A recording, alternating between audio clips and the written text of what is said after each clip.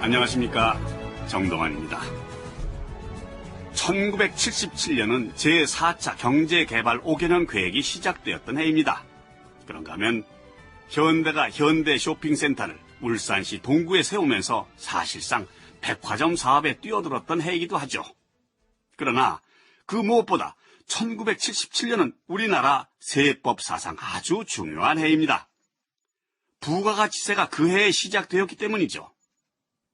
당시 부가가치세 실시에 대해서는 시기상조다, 아니다 말들이 많았습니다만 어쨌든 시행이 됩니다. 국세청은 그해 1월 한 달간 영수증 주고받기 계몽기간을 설정했고요. 6월에는 경제기획원이 부가가치세 실시에 대비해 물가 구조를 전면 개편합니다. 오늘날 부가가치세는 우리 생활 속에서 밀접하게 자리를 잡았지만 처음 실시되던 1977년은 국민들에게 무척 생소한 법이었다. 정부는 국세청, 재무부, 구청의 공무원들을 동원, 반상회를 통해 부가가치세를 국민들에게 적극 홍보했다. 그러니까 부가가치세라는 건 간접세입니다. 만일에 여러분들이 시장에 가서 15kg짜리 설탕 한 포대를 산다고 하시면 가격이 얼마죠? 6,400원이죠? 예, 그냥 편하게 6,000원이라고 해보시죠.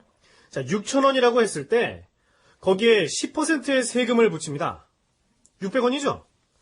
그러면 가게 주인이 이제부터 설탕값으로 6,600원을 받아서 그 가운데 600원은 세금으로 내게 되는 겁니다. 정부에서는 물가 내린다, 물가 잡는다 그러더니 결국은 이 부가가치세라는 게 물가를 올리는 거잖아요. 꼭 그런 것만은 아닙니다. 그런저런 것을 모두 고려해서 경제기획원에서 가격 조정을 미리 했습니다. 모두들 다 오른다고 하던데요? 물품에 따라 오르는 것도 있고 내리는 것도 있습니다. 그래서 그런 오해도 있고 해서 국세청에서 국민 여러분들에게 소비자 가격표를 나눠드립니다. 자, 가실 때 잊지들 말고 챙겨가세요. 물건 살 때 이 가격표대로만 돈을 내십시오. 만일 그 이상을 요구하면 신고하시면 됩니다. 오늘날의 시각으로 보면 다소 낯설게도 여겨지는 이 모습. 지금으로부터 36년 전 부가가치세가 처음 실시되던 1977년 7월의 반상의 모습이다.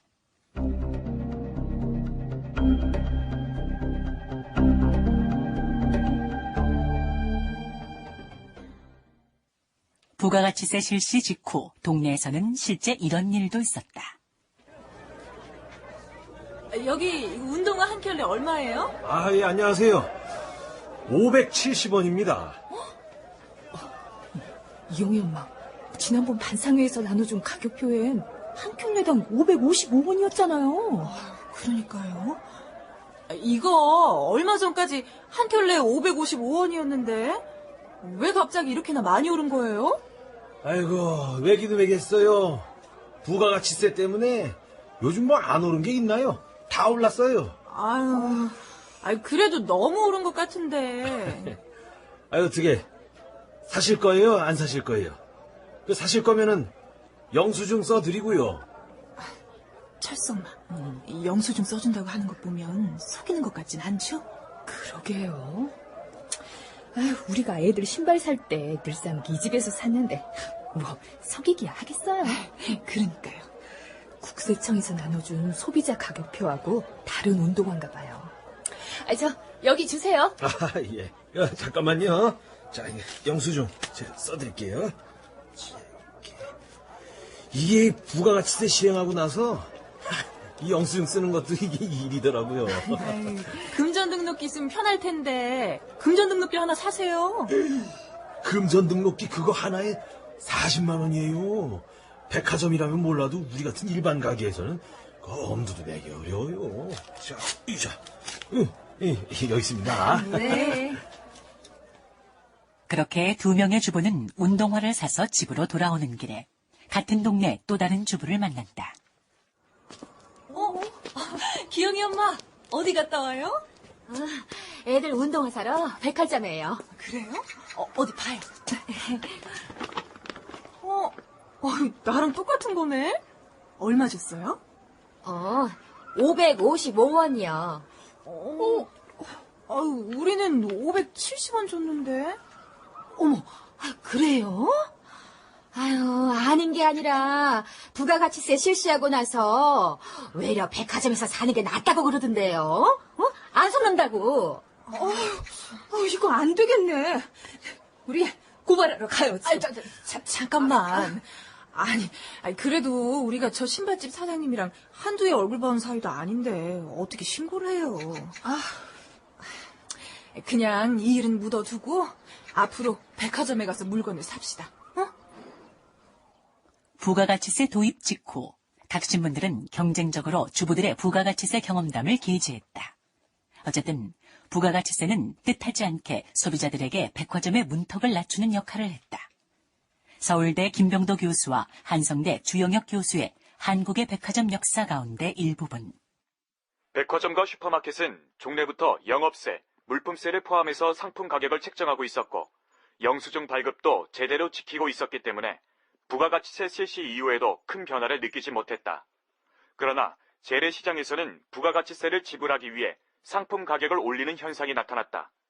이처럼 백화점, 슈퍼마켓, 재래시장 간의 상품 가격의 차이를 보이자 소비자들은 혼란에 빠졌고 이때부터 소비자들이 백화점을 많이 이용하면서 백화점이 대중화의 기회를 잡게 되는 것이다.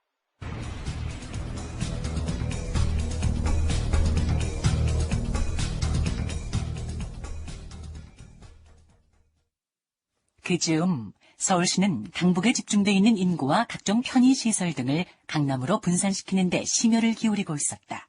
이른바 강북 억제 정책이었다. 1974년 서울시장으로 부임한 구자춘은 이듬해인 1975년 4월 한강 이북 지역 택지개발 금지 조치라는 것을 발표했다.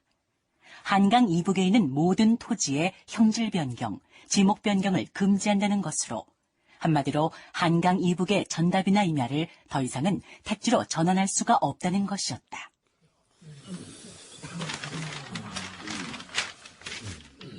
강북 억제 정책의 일환으로 강남으로 옮겨갈 예정인 서울 시내 학교들은 다음과 같습니다. 경기, 서울, 배재, 휘문, 중동, 양정 등의 남자 고등학교, 그리고 경기, 창명, 숙명, 진명, 정신 등의 여자 고등학교입니다. 그 학교들이 강남으로 옮겨가는 것에 대해 동문들의 반발이 있을 겁니다. 그러나 강북의 산업과 인구를 억제하고 강남으로 분산시키는 데에는 학교를 옮기는 것만한 게 없어요. 이 각하께서도 늘 그러십니다. 모든 행정, 재정적 지원을 해서라도 빨리 강북에 있는 학교를 강남으로 옮겨라. 계속하세요. 예.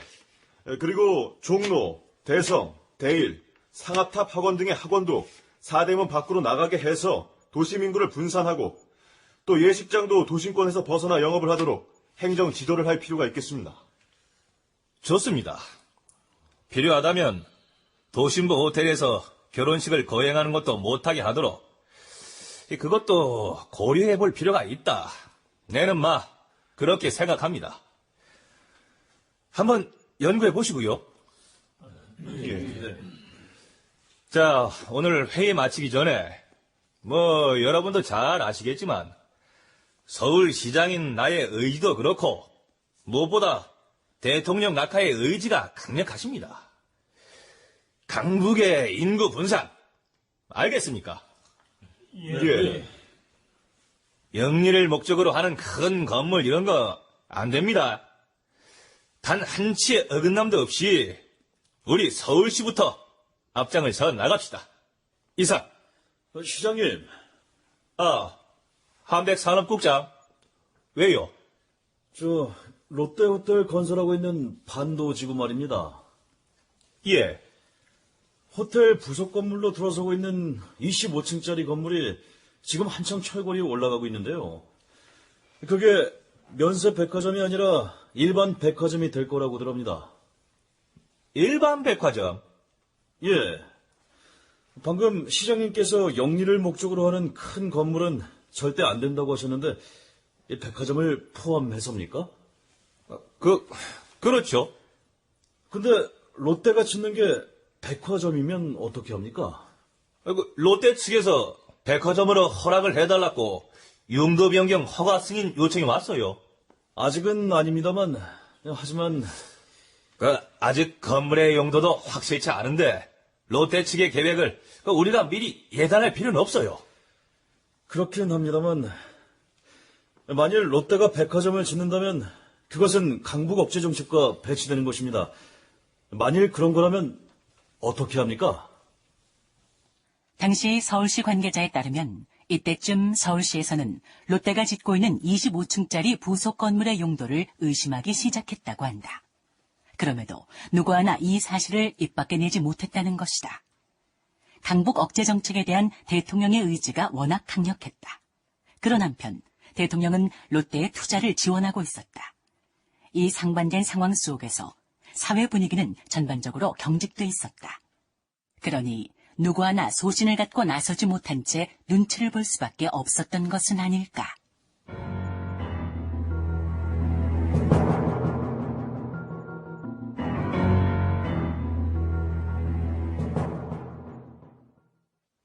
이런 가운데 신격호 회장은 호텔 건설과 관련된 부분들을 매우 꼼꼼하게 챙겼다. 호텔에 비치될 집기들 목록입니다. 봅시다. 모두 일본에서 들여오는 거지요? 예. 가구 및 침구류는 일본에서 들여오는데 정부에서 관세 면제 등의 혜택을 줄 것 같습니다. 잘 됐습니다. 그런데 회장님, 예. 그 백화점으로 쓰게 될 부속 건물 말입니다. 예? 얼마 전에 제가 한번 둘러봤는데 이 크기가 엄청납니다. 그 안을 다 어떻게 채워야 할지 모르겠습니다. 내가 한국에 오면 자주 가는 냉면집이 평창동에 있습니다. 예. 갈 때마다 길게 줄이 늘어서 있어요. 시간 들여 돈 들여 사람들이 왜 그렇게 줄 서서 기다리겠습니까? 잘 모르겠습니다. 이유는 단 하나. 냉면이 맛있기 때문입니다. 마찬가지입니다. 좋은 물건으로 매장을 꽉 채우세요. 사람들은 자연적으로 찾아올 수밖에 없는 겁니다. 예, 알겠습니다. 그리고 호텔도 그렇고 백화점도 그렇고 설계 변경이다 뭐다 애초 계획보다 건립 시기가 많이 늦었습니다. 신라 호텔이 79년 3월이 개관 목표인데 우리가 너무 늦어지면 곤란합니다. 신라 호텔 쪽에서 시장을 선점해버리면 우리가 어려워집니다. 서둘러 주세요. 알겠습니다.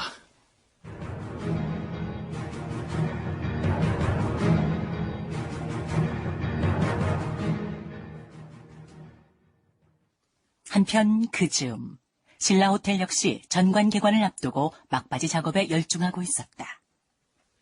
79년 3월을 개관 목표로 하고 있습니다. 모두 265억 원이 투입됐고 지하 3층, 지상 22층 높이입니다. 예, 좋습니다. 그리고 객실 수 672개에 2,000명 수용이 가능합니다. 박 사장. 예, 회장님. 우리나라가 해방을 하고 6.25를 겪고 정부의 경제개발 계획에 발맞춰가 기업을 일으키오면서 항상 한 생각이 있습니다. 이제 우리 대한민국이 신라시대 이후 가장 부강한 나라가 돼야 한다. 예. 나라가 부강해지려면 세계 1등 기업들이 많이 나와야 합니다. 나는 그 세계 1등이 우리 삼성에서 많이 나왔으면 해요. 예. 세계 1등을 하려면 언제 우리나라에서 1등 하는 게 중요한데 내가 하도 1등 해서 하니까 막 이병철이 1등 아니면 안 되는 사람이다. 뒤에서들 이래 수근거리는 거 내가 다 알고 있습니다. 회장님, 그거는... 처음부터 내는 4등 하겠다. 내는 5등 하겠다. 그런 기업들은 무조건 낙후됩니다. 해서 말인데, 호텔은 규모만 갖고 1등 따지지 않습니다. 시설, 종업원들의 태도, 분위기, 이런 게 다 중요한데, 신라호텔, 1등 호텔로 만들고 있습니까? 예, 회장님. 믿습니다.